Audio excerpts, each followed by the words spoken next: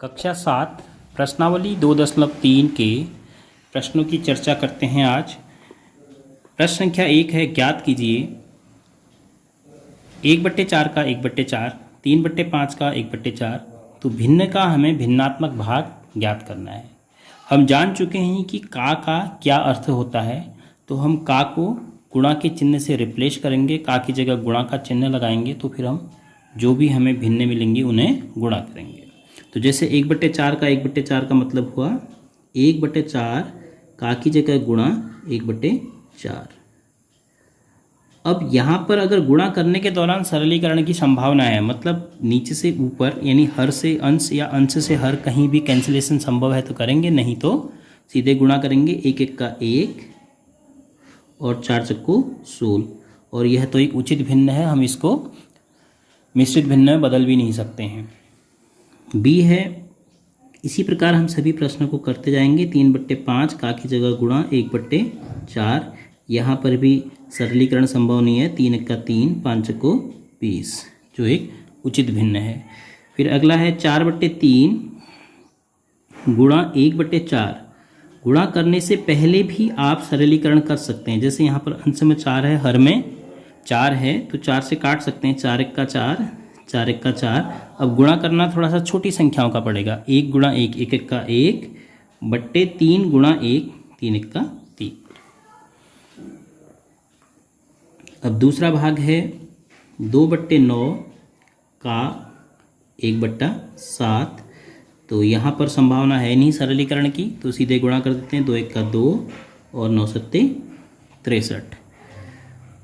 6/5 का 1/7, तो यहाँ पर भी संभावना नहीं है सरलीकरण की, तो 6 1 का 6 और 5 7 35, यह भी एक उचित भिन्न है।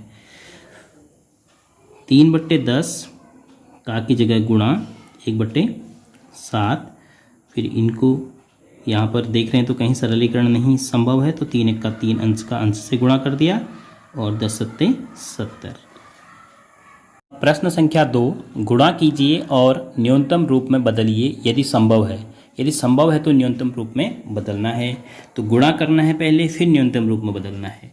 तो जो भी मिश्रित भिन्न है हम उसको विषम भिन्न बदलेंगे। सबसे पहले 2/3 गुणा 3 दूना 6, 6 में 2 जोड़ के 8/3। अब यहाँ पर हमें सरलीकरण नहीं तो नहीं दिख रहा है, 2 से नीचे कहीं कैंसिलेशन नहीं हो रहा है, तो 8 दूनी 16 है और बट्टे 3 3 9। न्यूनतम रूप में बदलिए लिखा है, तो न्यूनतम रूप में बदलना संभव है ही नहीं। 16 और 9 को हम किसी संख्या से नहीं काट सकते हैं, कैंसिल नहीं कर सकते हैं, तो इसको हम मिश्र भिन्न बदल सकते हैं। 9 1 का 9 दूना 18 नहीं हो रहा है, तो 9 1 का 9 1 सही 7/9। अब दूसरे भाग में 2/7 गुणा 7/9। अब यहाँ पर यदि हम पहले गुणा कर दें, 7 दूनी 14 है बट्टे 7 9 63, फिर उसके बाद सरलीकरण करें तो 7 से 2 बार भाग जाएगा, 7 दूना, और इसमें जाएगा 9 बार, तो 7 9 63। लेकिन यदि हम गुणा करने के दौरान पहले सरलीकरण कर लेंगे तो फिर हमें गुणा करना आसान होगा। तो आप गुणा करने के दौरान भी सरलीकरण कर सकते हैं। 3/8 गुणा 6/4। अब यहाँ पर देखिए 2 से 2 दूनी 4, 2 3 6, इतनी संभावना थी, तो 3 से 3 को गुणा किया, 3 3 9 और 8 8 दूनी 16, तो ये कितना है 9/16। इसी प्रकार 9/5 गुणा 3/5।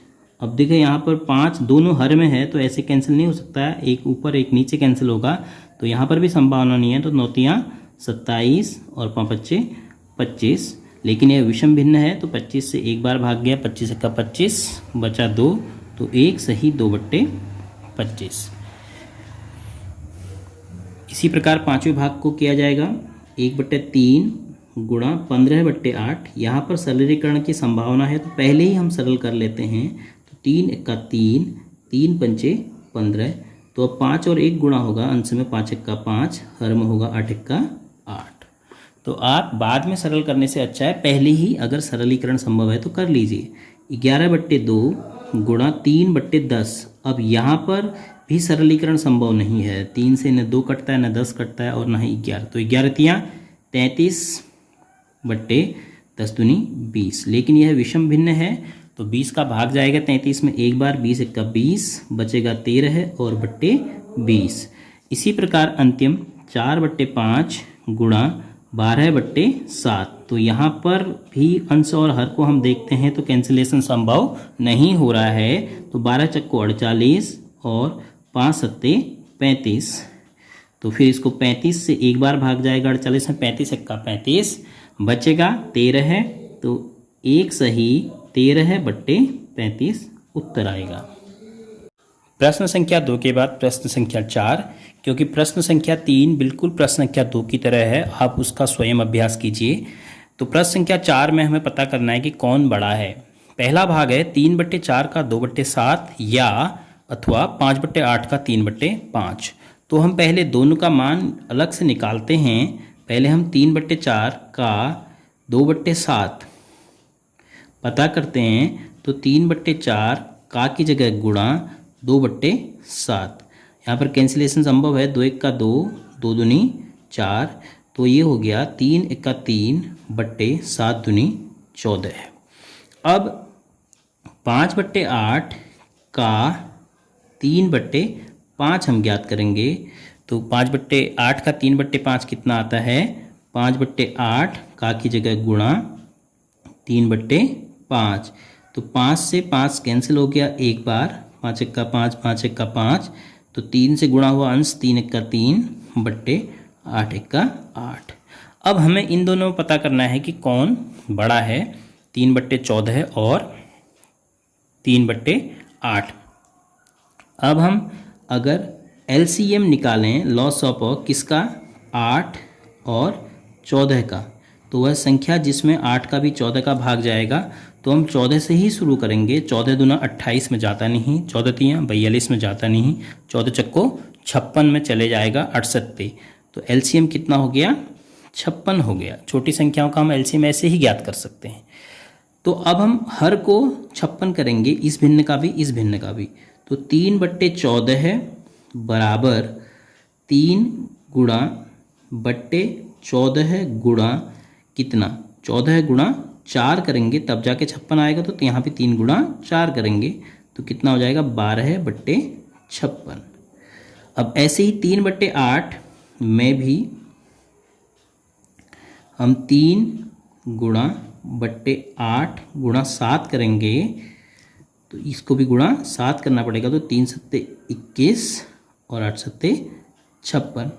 अब हमें इन दोनों अंशों में देखो, दोनों के हर समान हो गए। अंश किसका बड़ा है? 3 बट्टे 8 का। तो अतः हम क्या कहेंगे, चूँकि 21 बट्टे 56 जो है बड़ा है 12 बट्टे 56 से। तो इसका मतलब हुआ 3 बट्टे 8 बड़ा हो गया किससे? 3 बट्टे 14 से। और यहाँ पर अगर हम हर को बराबर नहीं कर दे तब भी संभव था, क्योंकि दोनों के अंश बराबर थे। तो जिसका हर छोटा होगा वह भिन्न बड़ी हो जाएगी। ये हमने पहले सीखा था। चलो हमने हर को बराबर कर दिया, तो ऐसे भी कर सकते हैं। अब हमें बताना है कि ये बड़ा कि ये बड़ा। अब देखो 3 बट्टे 4 का 2 बट्टे 7 हमने निकाला तो कितना आया? 3 बट्टे 14 है। 5 बट्टे 8 का 3 बट्टे 5 निकाला तो 3 बट्टे 8। तो कौन बड़ा आया? 3 बट्टे 8 बड़ा, अर्थात ये दूसरे वाला। कौन? 5 बट्टे 8 का 3 बट्टे 5 बड़ा है 3 बट्टे 4 के 2 बट्टे 7 से। तो आप लिख सकते हैं 5 बट्टे 8 का 3 बट्टे 5 3 बट्टे 4 का 2 बट्टे 7 से बड़ा है। अब इसी के दूसरे भाग की बात करते हैं। 6 बट्टे 7 का 1 बट्टे 2। तो 6 बट्टे 7 का 1 बट्टे 2 बराबर 6 बट्टे 7 का 1 बट्टे 2। 2 से कैंसिल, तो 1 का 2, 2 तियाँ 6। तो 3 1 का 3 बट्टे 7। अब ऐसे ही दूसरा है 3 बट्टे 7 का 2 बट्टे 3। तो बराबर कितना हो गया? 3 बट्टे 7 हो गया, का की जगह गुणा और 2 बट्टे 3। तो यहाँ पर एक कैंसिल हो गया 3 से 3, 3 1 का 3, 3 1 का 3। तो 2 1 का 2, बट्टे 7 × 7। अब यहाँ पर आसान है, दोनों का हर समान आया है, तो अब आप लिखेंगे चूँकि 2/7 छोटा है किससे, 3/7 से। तो 2/7 किसका मान है, बाद वाले का, इसीलिए 3/7 का 2/3 छोटा है किससे, 6/7 के 1/2 से। 6/7 का 1/2 इस प्रकार आप दिखा सकते हैं, और इसी प्रकार आप इस वाले में भी लिख सकते हैं।